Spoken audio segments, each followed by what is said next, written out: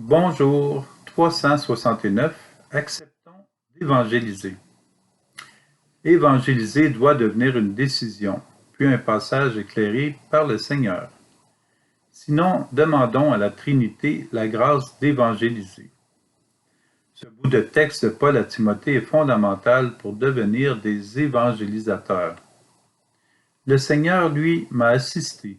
Il m'a rempli de force pour que par moi la proclamation de l'Évangile s'accomplisse jusqu'au bout et que toutes les nations l'entendent.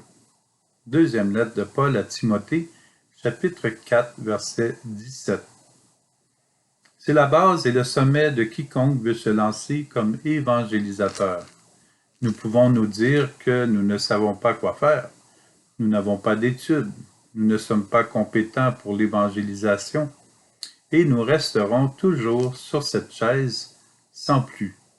Cependant, dès que nous nous levons et osons accepter d'évangéliser, à ce moment précis, le Seigneur passe en nous. Si nous ne sommes pas en mouvement, le Seigneur ne pourra pas nous soutenir dans sa mission à lui. La condition première pour l'évangélisateur, après une rencontre sincère avec le Christ, c'est de mettre un pas devant l'autre et y aller.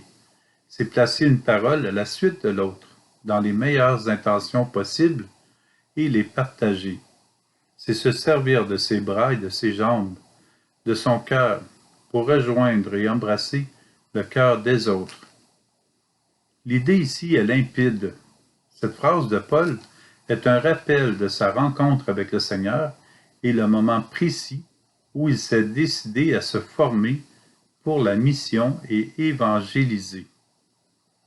Le Seigneur, lui, m'a assisté, il m'a rempli de force pour que, par moi, la proclamation de l'Évangile s'accomplisse jusqu'au bout et que toutes les nations l'entendent. Nous sommes invités à la même évangélisation que Paul, mais à partir de qui nous sommes et dans le milieu où nous sommes.